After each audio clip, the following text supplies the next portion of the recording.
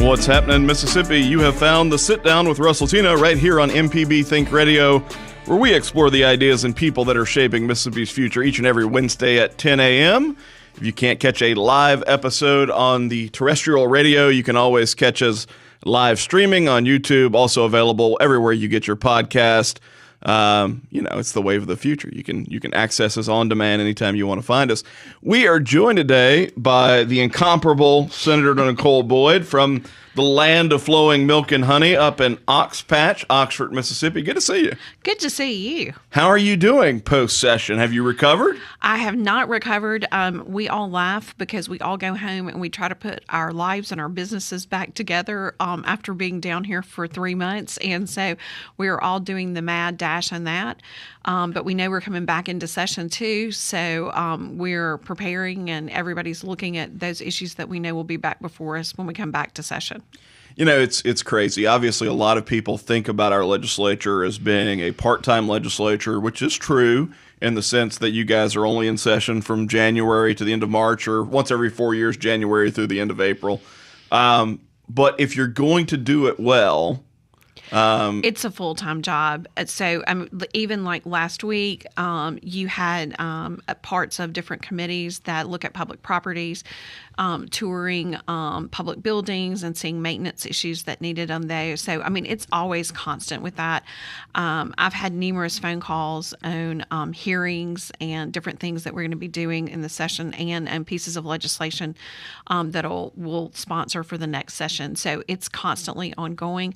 Also, too, with the federal cuts that are coming down, and those affect a lot of our different agencies in different ways.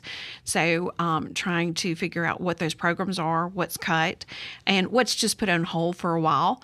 And so it's been a super busy, 2 weeks. So help me make sense of that, what you just said about the federal cuts that are coming down, because I think a lot of people are confused. Like, sometimes it looks like DOJ is making all these cuts, and then you read reports that maybe they're not real.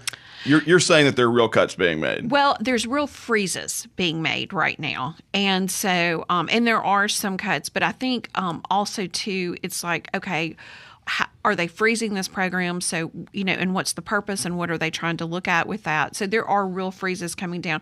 There's also the potential there to be some cuts because some of where they haven't spent their COVID funds, and some of them, like our high schools and that are being built and our public schools that are being built, they were in the process of using those funds because they thought from all notifications that we had got, they had plenty of time to use them.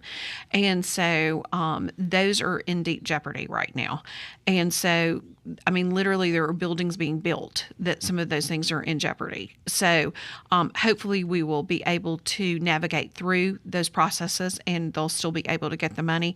But there's concerns all the way around.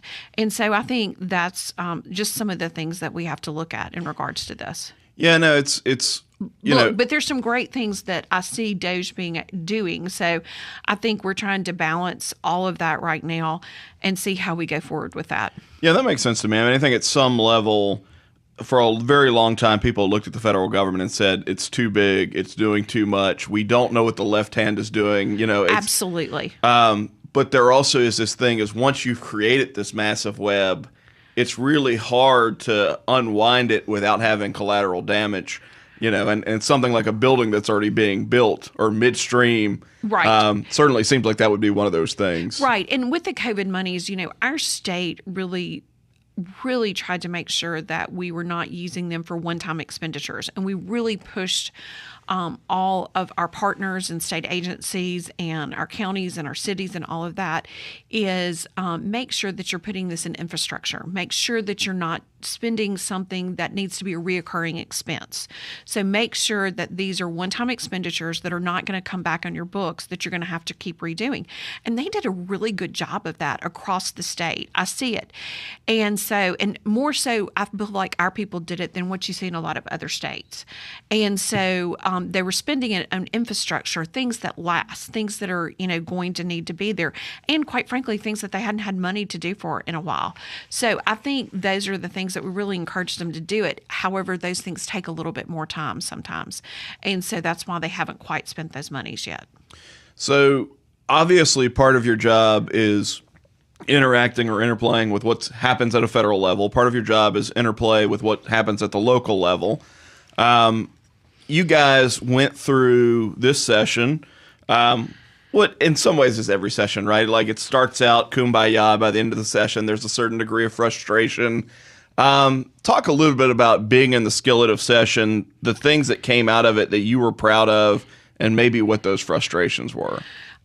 So some of the things that came out of it, obviously the tax bill. I mean, I think we have talked about that for a number of years. That came out of that. And so we're pleased to see that. And we're going to have to make some tweaks down the road and some of the things. But we were pleased to kind of see that come out. Also, too, and it's a controversial subject, but it's something that we've needed to do for a long number of years, is our PERS situation. We were $26.5 billion underfunded on PERS, making us one of the worst funding levels in the country of our state retirement systems. And so there were some things that were implemented that at one time we were at 98% funded, and they made some changes. And those changes have not created a healthy retirement system. And so we had to make some changes on that. And those changes are hard. Nobody wants to have to do those changes. But we had to stop. We just continued to dig a deeper and a deeper hole. And so we had to stop digging that hole. And that's what we did with that PERS legislation. So let's talk about that for a little while, because I do think there's a lot of misinformation floating around about that piece of legislation. Yes. And I know that wasn't necessarily your provision or the thing that you were working on. Senator Daniel Sparks really took He did, my desk mate. A real lead on that issue. He did. And I think when you look at it, a lot of folks are like, oh, well, they're jeopardizing the existing system. It strikes me that it's the exact opposite. It is the exact opposite. And I'm sure he'll come on and tell you very in-depthly about this. And he's will be able to do that. But it is the exact opposite. We just kept continuing to dig a hole. We put $100 million in the system last year. The state did. And you couldn't tell it from our balance sheets. And for clarity, that's $100 million on top of what the state already contributes. Exactly. Yes. I mean, that is $100 million additional dollars. And from the balance sheets, you couldn't tell it at all. So we had to really put a stop of some of the practices we were doing for new employees. Now, what we have made sure is that every employee that is in the PERS system right now, you are going to get the benefits that you were promised when you are hired. So we kept our word to our present employees. And that was something that was incredibly important for all of us, is to keep our word to do that. But then we also have to create a different system and a new system. And truthfully, younger people are looking for a little bit different system than maybe people that are our age. They're looking for portability. They're looking for different things in a system that maybe we're not offering there as a state. And so this gives us an opportunity to really kind of look at those things and do that. And at the same time, make sure that there's the money there to honor our commitments to those individuals who came in thinking it was going to be a certain way. Yeah, so I've had people in conversations that I've had around this topic say, well, this new tier doesn't actually do anything to shrink the existing unfunded liability, that $26.5 billion. One, I don't know if that's entirely true, but I think the second part of that is what it does is stop it from continuing to grow. Yeah, I don't actually agree. Yeah, I don't agree with them. I think that this helps, with this existing liability we have, but I also think it makes sure that this liability doesn't continue to grow. And that's something that's been known for years and years, and it really came to light. They a couple of years ago, they changed the assumption rate of what we were going to make on that, and that's when it really became into the hole. So we're doing that. So that's one of the things that we'll be doing. And one of the things that'll also, I think it's very important for the state too, is one of the things that Senator Hobson, who's chair of our Appropriations Committee, has legislation, and that will have to come back up when we reconvene, is to make sure that we are putting more money in our rainy day fund. That's something that is very important to do, that we make sure that we have a really strong funded rainy day fund that we can operate with that. So that's something we've been looking at, as a financial stability for the state as well. Yeah, I think one of the things that maybe people don't fully appreciate or recognize is that 20 years ago, the state of Mississippi was operating with a $700 million annual deficit. Yes. And for lots of reasons, and some of them things that happened on a federal level, but for lots of reasons in the last several years, the legislature has operated with $700 million to $1 billion surpluses and has paid off, I think, $1 billion in debt. We have. And we are trying to continue to make sure that we have the monies to pay off that bond debt. And so there has been a lot of fiscally conservative policies that have really benefited the state over the last few years. And so we want to make sure that we continue those policies. And to my colleagues, everybody is making hard decisions. They're tough decisions, but we know that those are the things that are going to best create a stronger state.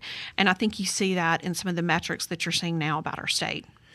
So when we come back from break, I want to talk a little bit about your leadership on this issue around DEI, obviously a controversial issue in Mississippi, outside of Mississippi, and then maybe some of the frustrations that you've experienced coming out of the session too. You kind of hit me with some high points there. Let's talk about some things that you wish had gone a little differently. We're talking with Senator Nicole Boyd right here on the Sit Down with Russ Latino. We'll be back in just a moment.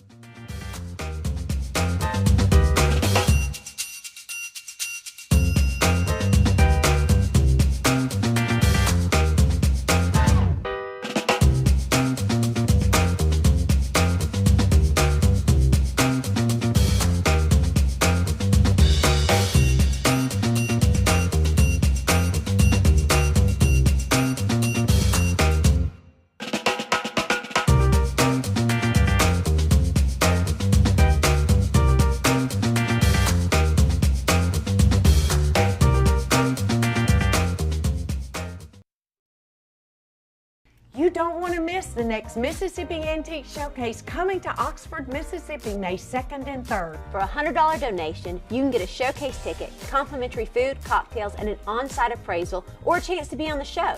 Or for $60, you can just come and be part of the party.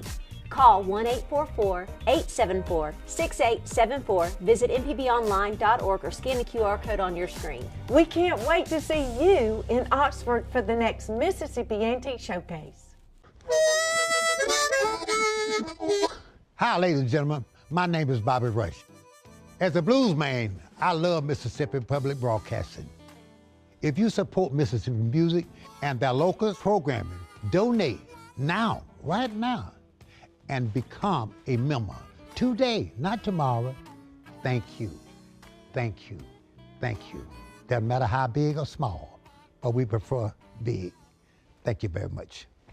Hello, I'm Desiree Frazier, host of the award-winning news program, Mississippi Edition. We bring you conversations about the latest news from across the Magnolia State. Whether it's politics, healthcare, or education, you'll hear in-depth discussions on issues that matter to you.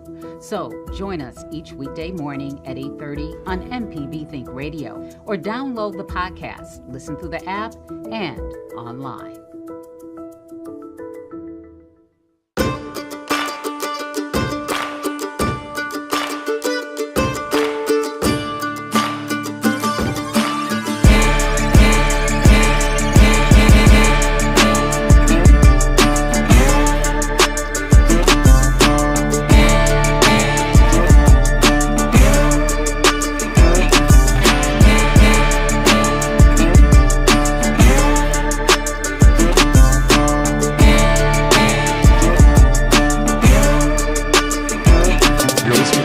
Right here on MPB Think Radio. I'm your host, Russ Latino. We are talking today with Senator Nicole Boyd. Senator Boyd, we were talking right before the break about some of the success stories from the session.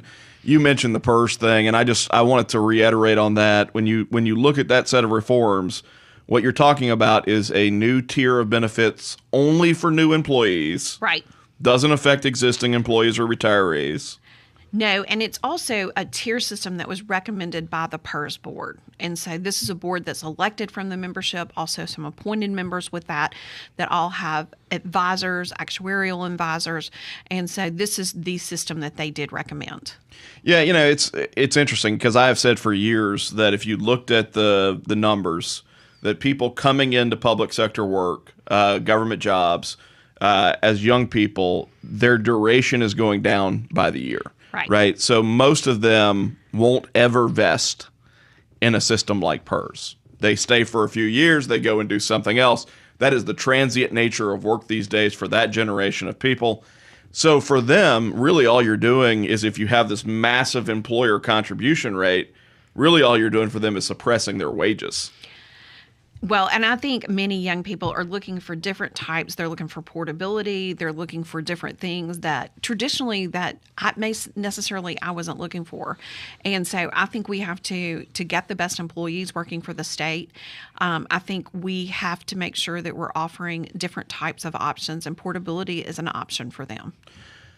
All right. So obviously, PERS is one of those topics that generates a lot of emotional response. People understandably are concerned about anything that changes that could impact their benefits, and I get that. But let's jump out of that frying pan and into the fryer, because one of the things that you worked on and led on this year was around diversity, equity, and inclusion and its role at Mississippi universities. You chair that committee. Help me understand sort of the process that led to the legislation that ultimately was passed. So first of all, 2 years ago, this legislation act was introduced in 24. And I guess it's a year and a half ago now. This legislation was introduced, but it was not ever a bill that went to my committee. It was double referred, so it never came to my committee. It didn't come over from the House. And so, but I knew this was an issue nationally that people were looking at across the country. The reason it was really kind of hitting across the country is people don't realize a lot of the research shows that many of these programs did not achieve their intended goal. They had spent millions and millions of dollars on these programs. And what they found out in some of the studies is the programs actually did the opposite of increasing diversity and equity and inclusion in the workforce. And anyway, and so there was a growing, national growing distaste with some of this going on. And I think there's a professor at the university who says, the problem with DEI, it's not the D and the I. We like diverse workforces. We work towards inclusion, but it's that equity piece that goes into play, because when you're, quote, equitable to one person, you're going to be inequitable to another person. And so there was this huge disdain for that. You also had the Supreme Court coming in with some Supreme Court decisions. You had the Harvard decision. And so, and I asked the universities and colleges, many of them had already done away with their DEI offices. Some of them were in the process of doing that. And so I met with them as universities and college chairman. I met with them and really tried to get say, okay, what do we have going on here? What is actually being spent? And the auditor did a report, that he said, but a lot of the things that were in that report weren't really DEI programs. If they touched on an issue, like, for example, included in there was a program on breast cancer or sickle cell. And so some of those programs really weren't classically these true, kind of programming that people call woke programming. So they were just anything that had to do with diversity or inclusion. And so we've had diversity and inclusion programs for years and years in this country. It applies to veterans programs. It applies to programs with the disabled. It applies to programs for students in poverty, different programs like that. But then we had these programs had become something that they never were in the past over the last few years. And so we said, okay, what is it universities and colleges you're trying to do with these programs? And so most of them said, well, we're trying to help more students graduate. And so most of them totally revamped, rewired, and did away with their DEI offices. So that's where we kind of looked at what they were doing. And then this year, we absolutely, you saw the Trump administration come out with this, and we did legislation really that helps guide our universities and colleges, our community colleges, and our K-12, is to make sure that they are doing programs that are really student-focused, that are student-led, and are really trying to help be more efficient and help students graduate, but that are not focused on classifying individuals through their race, their sex, or whatever, but they're really focused on something else, something that creates merit. And that's where we really wanted to look at. So obviously this is also part of a national story. President Trump's administration is at this point basically telling universities get rid of these programs if you want to continue to receive funding. I do think there's a lot of agreement around what you just said about diversity and inclusion as being good goals, right? Particularly if you're looking at a culture or a history where certain classes of people were in fact excluded, and because of that didn't have the opportunities to participate in things like going to a university. And obviously we're a little bit away from that, but the argument at least would be that there's still some tentacles of that time that affect opportunities for people. So I don't think most people are opposed to diversity and inclusion. I do think that equity component is one that rings a little bit of sort of critical theory, which is really sort of a Marxist concept around ownership. And I think that's where people historically have had some problems with these programs, because they look at it and they say, look, if you want to have programs that help to increase the diversity on a college campus, great. But if you're going to tell certain people that their voices can no longer be heard because of their identity, that's a bad thing. And I think most people would recognize that. Let me ask you sort of a devil's advocate question, though, because I see pendulum swing, right? There's an argument that the pendulum swung too far to the left, if you're talking about it in ideological terms, but too far towards DEI over the last 5 or 6 years. Is there concern on your part that the pendulum would swing too far to the point that we literally would stop talking about historical things? Well, and no, I'm not worried about that at this moment. And quite frankly, that's part of your job as an elected official. If you see the pendulum swing too much, that you make sure you do this. But I mean, we put exceptions in there for academic curriculum. That, historical information and things like that can be presented in a classroom. So we're not worried about the pendulum being swung too far. We really want to make sure that the pendulum is where that people are being rewarded on their merit, that we're helping kids graduate, or I say kids, I feel I'm aging myself with that, but that we're helping students graduate from college with degrees that they can go get successful and go get jobs in. And we're not classifying you when you do it. We're going to make sure that if you're a student on those college campuses, or you're a student in your K-12 or whatever, that we're putting out programs that are going to help you graduate and help you get a job. And so there's still going to be programs that help those with disabilities. There's still going to be programs that help people that come from socioeconomic levels, but maybe they're going to be the first generation to go to college with that. There's still going to be programs that help those individuals graduate, but you're not going to be classified by your race. Do you know what I'm saying? And you're not going to be, they're going to be those really programs that really are going to help you graduate. And I really congratulate our universities for doing really a deep dive on that. What is it that's going to help a kid graduate? How are we going to help them be successful? Is it because they're first generation and maybe they don't have the support at home that doesn't value that education? What are those programs going to be? And I think we're going to be better off by really looking at the students and saying, what are the factors that help you graduate? And it's not by your classification, your identity alone. It's all the factors around that. So, yeah, I mean, look, I would look at it and say that it scares me a lot when we get into like social scores, hierarchy type scores, where you're looking at things and saying that we're going to classify certain people based upon immutable traits as being oppressors or oppressed. That sort of framework really is cultural Marxism. I mean, it has its roots in Anthony Gramsci's work. By the same token, I am also afraid of a world in which we start to see any conversation around racial history or biases or prejudice be excluded from the conversation, because that's also really dangerous to whitewash those things that actually did happen. Well, and I think we have provided a framework and guidance for them that doesn't do that, and we were very cognizant of those things. But people say this is not an issue. I talked to a lot of students from a lot of campuses across the state, and there were some things that needed to stop happening.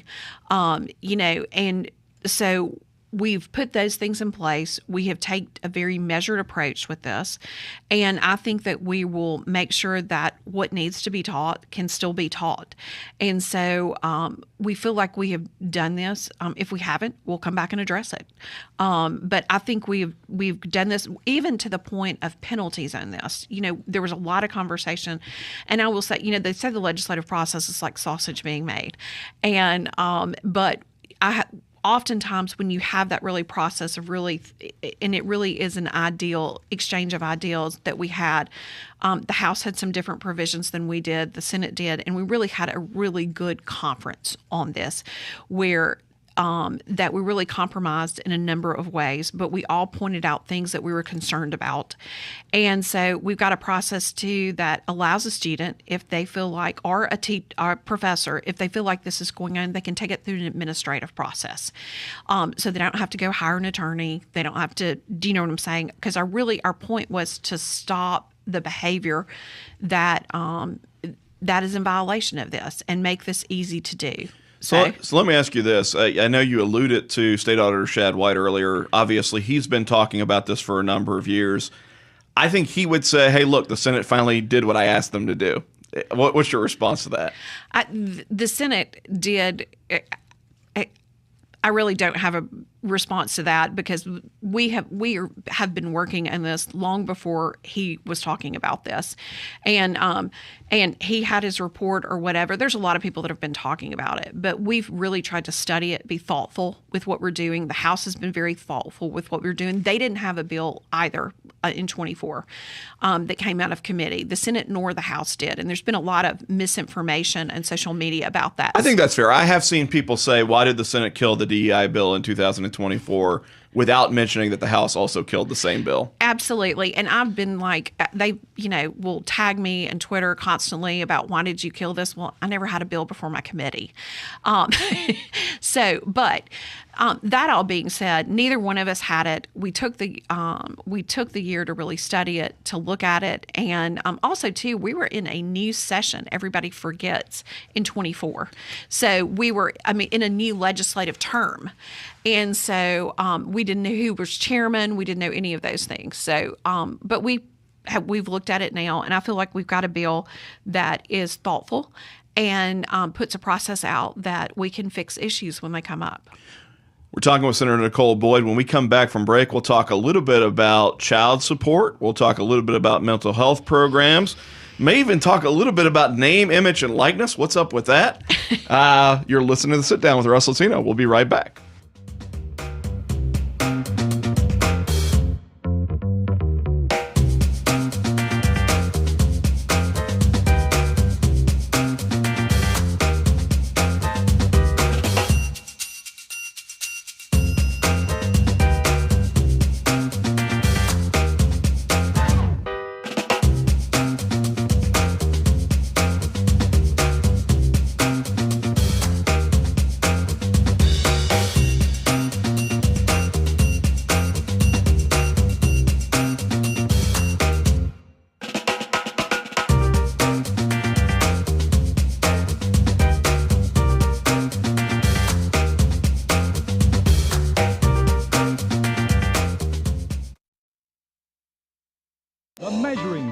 Since 1970, MPB has been enriching the lives of Mississippians. Everything we do gives us the chance to grow and learn.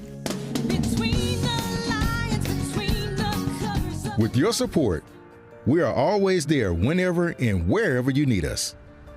Together through the years, together in the future. Please consider making a donation at mpbfoundation.org. MPB, your stories, our mission. At the Mississippi Arts and Entertainment Experience in Meridian, we believe in the power of the arts, storytelling, and education, just like Mississippi Public Broadcasting. MPB connects communities across the state with quality programs that inform, inspire, and engage. Their audience is loyal and appreciative of businesses that support public broadcasting, which makes underwriting on MPB a smart investment. Join us in supporting MPB. Learn more at mpbfoundation.org. You don't want to miss the next Mississippi Antique Showcase coming to Oxford, Mississippi, May 2nd and 3rd. For a $100 donation, you can get a showcase ticket, complimentary food, cocktails, and an on-site appraisal, or a chance to be on the show. Or for $60, you can just come and be part of the party. Call 1-844-874-6874, visit mpbonline.org, or scan the QR code on your screen. We can't wait to see you in Oxford for the next Mississippi Antique Showcase.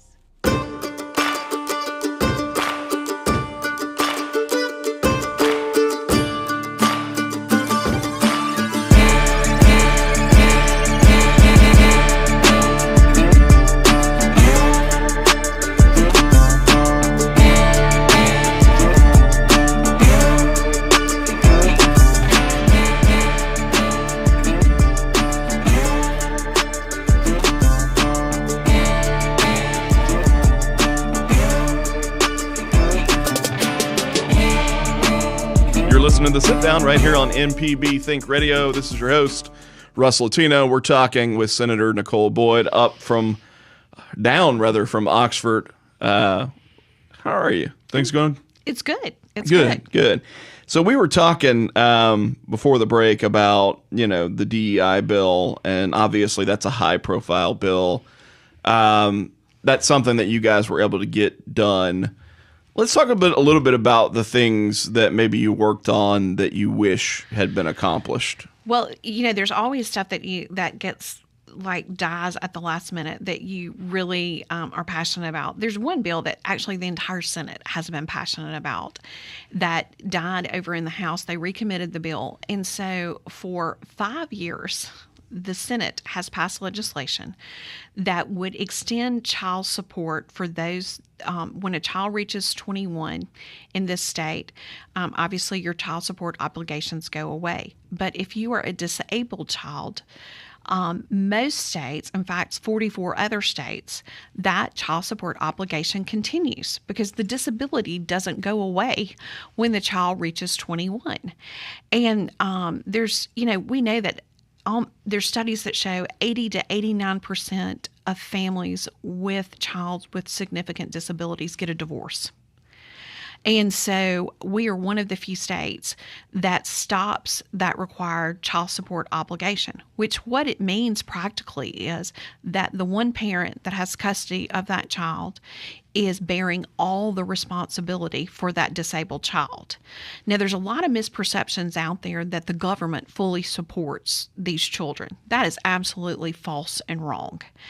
And so what happens is that one parent then bears all the financial responsibility. Oftentimes they are trying to work double jobs. Some of them are trying to sack away savings because somebody's got to take care of the child with support once that parent passes away. And there's a lot of stress on the household with that one parent that is the primary caregiver. And so that's why 44 other states have said, okay, parent, your responsibility continues on if you have a significantly disabled child. So we were so excited this year. I worked with Chairman Otis Anthony over in the House, and they actually passed the bill through and went to conference. They actually made some changes in the House that were good changes. And we passed it in the Senate, and I thought we were going to get this legislation passed. And it died a fiery death by recommitting it. And it was so frustrating because the comments that were made in that process were just kind of absolutely shocking to me. I'm not shocked. Give me an example. Well, it was the fact that there was that they have retirement to consider. They shouldn't have to be responsible. They shouldn't they shouldn't have to be responsible because they've got their own retirement. They've got their own stuff that they need to take care of. And so therefore their responsibility, they don't think should, end. They think they should end with that. And you had them repeatedly over and over say these comments. And I was disappointed in my Republican colleagues, quite frankly, because none of them really spoke up to defend this and say, hey, we really need to make sure that we do this. I mean, because if you think about it, we're essentially rewarding divorce here. because if you're a married household, you're going to both be continuing the support of that disabled child. But if you divorce, one of you you don't have any responsibility. And so I think that to me, this is, if we're a state that we say we are pro-life, we are pro-family, this is about as anti-family as you can get. So help me understand it in terms of level of disability. Did the bill differentiate between someone who has a mild disability and is able to go out and work versus somebody who's got the type of disability that literally prevents them from going out and... So the bill had some language in there that basically they would hold a hearing on this, and they would have to present 2 doctor's reports, essentially, or 2 medical professional reports saying that they have a disability that impairs them from being able to support themselves. And so it had that language in there. It was really a good bill. The interesting thing about this is we have had the legislature had a family law task force, essentially, and they had recommended this a number of years ago that we make this change. And anyway, so but I have received letters now. I received a letter from an individual basically not believing that they should have to have responsibility on this. And I'm shocked at this. I received a letter from a mother from DeSoto County that was absolutely heartbreaking. She has the sole responsibility for this child. They divorced after, as 80 to 89% of them do. They divorced after this child came into the world and had special needs, and that spouse went on to marry somebody else, and they have a separate family. And her judge has told her that you realize I have no authority to make him be responsible for this child after 21, and she's absolutely panicked because the government doesn't pay for enough stuff for these children. And so the other thing too that this bill did, if the child does receive some type of government subsidy or something like that, the judge then can go in and evaluate all of that to, monitor the payments to make sure that the child's still able to get those government subsidies. But but sometimes it is late supporting this. It's late for, it's difficult. It's not, people think it's super easy to get on disability. But oftentimes it's not for these children. They have a lot more problems than other people do. And so it may be 18 months before this child's on disability. And, but there's still things that need to be done for these families and for these children. So anyway, it was disheartening to say the least. And let me ask you this. This is not a government program in the sense that government would have to spend any more money. No. This is just literally saying if you're a dad and you're apart from your estranged spouse or significant other, and they are raising your child that has a disability alone, that you have to continue supporting that. Yes. Okay. Isn't there, we'll sing from the same hymnal for a second, I think, but isn't there an argument that would actually reduce government dependency? Oh, absolutely, there would. And there's also options too that if it would affect the child's government disability, there's special needs trusts now that families could contribute to.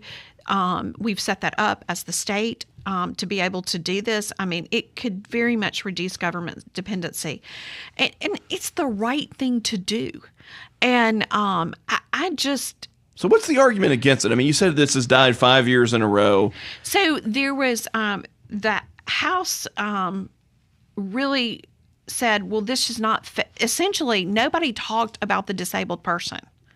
They talked about only how it would affect the adult that was supposed to be responsible. That was the only person really in that entire debate that anybody cared about, was the person who was actually going to have to be responsible for the child they created. And it was that, well, it might affect them with their retirement. They might have to work longer. Things that I'm just like, it is shocking. People should go back and listen to it. It was absolutely shocking, the things that were said. And I'm going to have to work longer because I had 2 kids. Yes. And, I'll tell you this much. I've been married for over 30 years. I have a special needs child.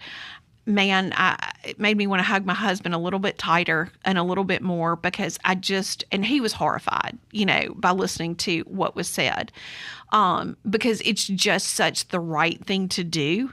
And it's just shocking that we haven't been able to get this bill through. And I will say this, Representative Otis Anthony did a magnificent job. He's from Indianola. Otis is a good guy. Yeah, he is a really good guy, and he really defended it to the end. But it died a fiery death and was recommitted. And so I am just... Now, let me ask you a political question. Yes. Do you think it was recommitted because of objection to the policy, or do you think it was part of the end of session sacrifice as people decide it's time to go home, it's time to not go home? I think there was a little bit of that, but I think there was a little bit of that. I think it was also too, it was an objection to the policy by a number of the speakers that got up and spoke against it. It was unanimous in the Senate, I think, and it has been unanimous for years. In fact, well, when you say people got up and spoke against it, who got up and spoke against it? So it was a lot of the Democratic caucus got up and spoke against it. Now, Otis is a Democrat, and was very much defending it, as a family pro-policy. Really, most of the questions there was a couple of questions from Republicans, but they were more informational questions. But the people who really spoke against it were, they were really speaking against it from the aspect of the individual that would have to pay. But there was no conversations about the disabled individual or about the primary caregiver for that disabled person. So it was super frustrating, and it was super frustrating not to have Republicans get up and say, "Hey, wait a second." Was it recommitted on a voice vote? It was recommitted on a voice vote. Okay.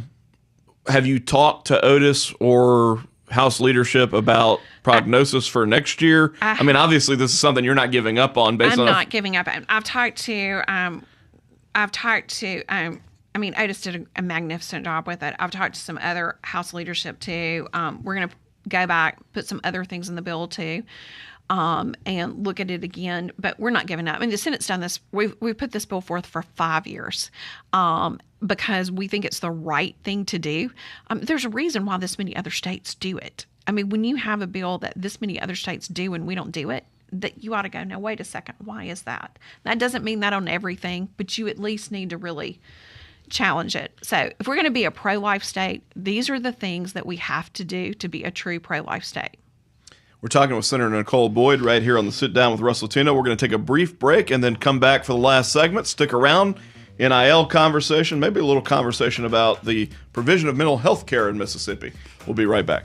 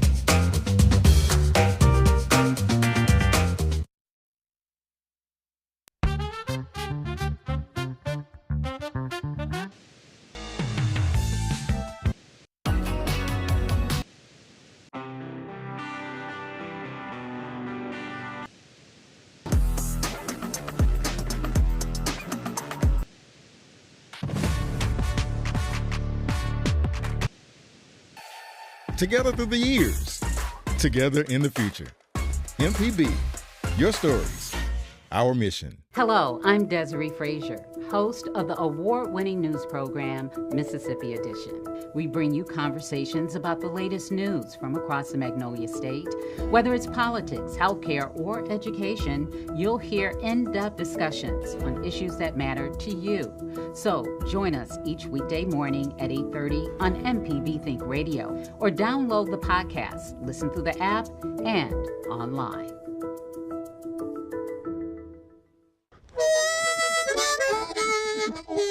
Hi, ladies and gentlemen. My name is Bobby Rush. As a blues man, I love Mississippi Public Broadcasting.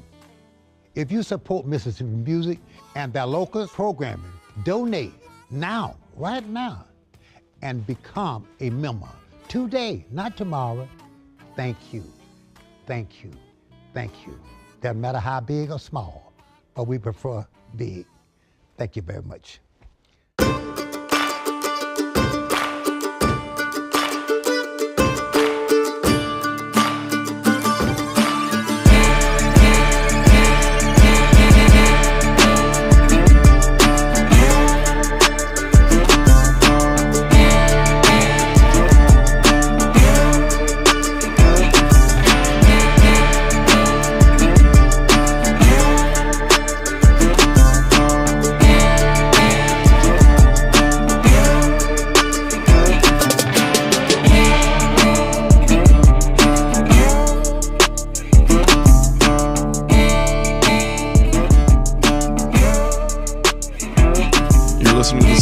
Russ Latino, heard only on MPB Think Radio. Guest today is Senator Nicole Boyd. We've been talking about lots of issues from this past legislative session. She's taking a deep breath, having survived. Of course, you guys have to come back for a budget special session. That's right. Maybe some other special sessions. We'll see how it all plays out. So we were talking, though, a little bit about off air about mental health in Mississippi, and particularly about the role that state regulation of mental health hospital beds plays. You guys had a bill in the Senate that would have addressed some of that to make sure that we're at least trying to find ways to tear down barriers so that more beds are available to people who need them. Talking a little bit about what the bill did and kind of where it went. So there was a bill that we had put an amendment in the Senate, and it basically would have allowed our rural hospitals to be able to get more mental health beds and more geriatric psych beds. And so that amendment, it survived one day, and then they brought the bill back up for reconsideration, and it fell the next day, or maybe 2 days later. And it was really disheartening. I live in a part of my district that I represent has a rural hospital, and that rural hospital at one time was renting their CO in bed numbers, essentially, from down in central Mississippi. It was somebody who had the beds at one time. They had been granted it from the State Department of Health, and they literally can use that as a commodity to rent those beds, which I think is just... It's like a New York taxi cab medallion, right? It is. And it's just unfathomable to me. And because the rent was so high on those beds, they stopped doing those beds because they couldn't afford the rent and to offer the services in a rural hospital. And so, many of our rural hospitals are really struggling right now. And so they had to give up those beds. And that was a tremendous disadvantage in our community to be able to have those beds removed. And so this was an amendment that would have really allowed those rural hospitals to put those beds back in place. So the CON situation is very frustrating when it comes to, we did some changes this year. I think there's some studies with it for next year. Representative Creekmore in the House and Representative Felcher, I know, have really worked on this issue. It is a very frustrating situation, particularly when it comes to mental health beds, because helping families find places they can take their loved ones when there's a mental health crisis is very difficult. And just for clarity for listeners, a certificate of need is really just the state giving a permission slip to a medical facility opening or certain medical equipment being used at those facilities, and it literally gets down to the bed level. Yes. So go ahead. I'm sorry. Yeah. So this came about years ago in the federal government, and then they did away with that. The federal government required us to do it, and the federal government then did away with it because they saw maybe it wasn't good policy. And so a number of states have completely done away with the CON processing. And then other states like us are grappling with what to do with this. And but there is room for a lot of opportunity for us to make some changes on some of this. Yeah, no, it's crazy. A few years back now, St. Dominic's closed the behavioral health hospital. At the time, their competitor in the marketplace, Merit Behavioral Health, came out and basically said, hey, there are going to be people out in the streets. We don't have enough beds to take care of this. Another company, Oceans, comes in and acquires the St. Dominic Hospital for mental health treatment. And the end result was that they got sued by Merit as part of this CON process, where essentially their competitor is saying, we don't want these beds to be reopened, at least not the way that they're proposing to open them. It seems very counterintuitive to somebody who's saying, hey, we have a real need here. Exactly. There's needs across the state. And you look at every population age. One of the things we don't have in this state is we don't have adolescent drug treatment beds in the state of Mississippi, pretty much. We've got one facility that really is doing that, and that's a $40,000 a month facility. So it's, unattainable for the average family in Mississippi. So we have needs all the way around in this, and so there is a great deal of work to be done. We've had a youth mental health task force. We'll continue that task force this next year. But these things are really important. Senator Nicole Boyd has joined us for this hour of the Sit Down. We appreciate you being here. It was good to visit about a great many things that happened in the legislature this session. The Sit Down is a production of Mississippi Public Broadcasting Think Radio, funded by generous contributions from listeners like you. You can hear us every Wednesday at 10 a.m., or as I said, the live stream on YouTube or on podcast. Today's show was produced by Germaine Flood in the booth, live stream by Abram Nanny. Stick around for Southern Remedy coming up right here on MPB Think Radio at 11 a.m. Until next week, hope you have a great one. Hope you have a great Easter. Happy Easter to everybody listening.